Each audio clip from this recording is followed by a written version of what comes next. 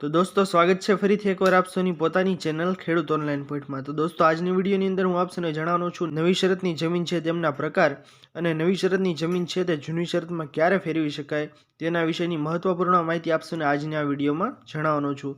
વિડીયોને શરૂ કરતા પહેલા દોસ્તો હું આપ સૌને જણાવી દઉં કે જો આપ સૌ અમારી ચેનલ ખેડૂત ઓનલાઈન પોઈન્ટ પર નવા છો તો ફટાફટ અમારી ચેનલને સબસ્ક્રાઇબ કરી લો, જેના લીધે આપ સૌને આવી જ મહત્વપૂર્ણ માહિતી મળ્યા કરે। તો ચાલો દોસ્તો આજની વિડીયોને શરૂ કરીએ। તો દોસ્તો સૌથી પહેલા હું આપ સૌને જણાવી દઉં નવી શરતની જમીનના પ્રકાર। તો સૌથી પહેલો પ્રકાર આવે છે દોસ્તો ગણોત હક દ્વારા મળેલ જમીન, એટલે કે ગણોતિયાને મળેલ જમીન હોય તેનો સૌથી પહેલો પ્રકાર છે નવી શરતની જમીન આપવામાં આવે છે ગણોતિયાઓને।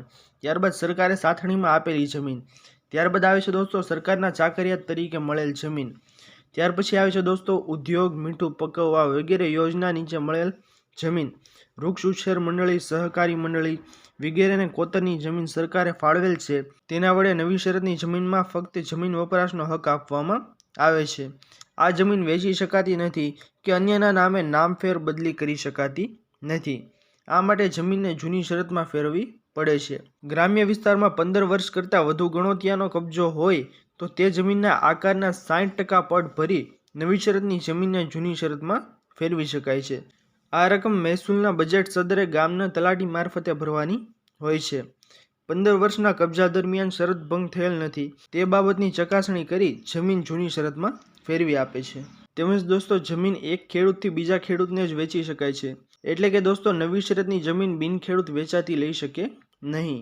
આચાર્ય વિનોબા ભાવે દ્વારા ભૂદાન ચળવળમાં મળેલ જમીન જૂની શરતમાં ફેરવી શકાય નહીં। જમીન ટોચ મર્યાદા કાયદા હેઠળની જમીનને જૂની શરતમાં ફેરવી શકાય નહીં।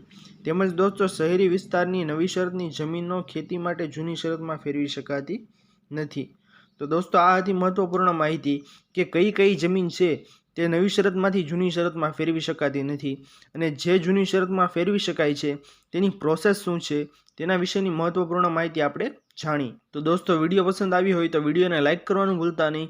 ચેનલ પર નવા આવ્યા હો તો અમારી ચેનલ ખેડૂત ઓનલાઈન પોઈન્ટને સબસ્ક્રાઇબ કરી અને બાજુમાં આપેલા બેલ આઇકનને પણ પ્રેસ કરી દેજો, જેના લીધે આવી જ મહત્વપૂર્ણ માહિતી આપશો ચેનલના માધ્યમથી મળતી રહે। તો દોસ્તો મળીએ હવે પછીના વિડીયોમાં, ત્યાર સુધી જય હિન્દ અને વંદે માતરમ।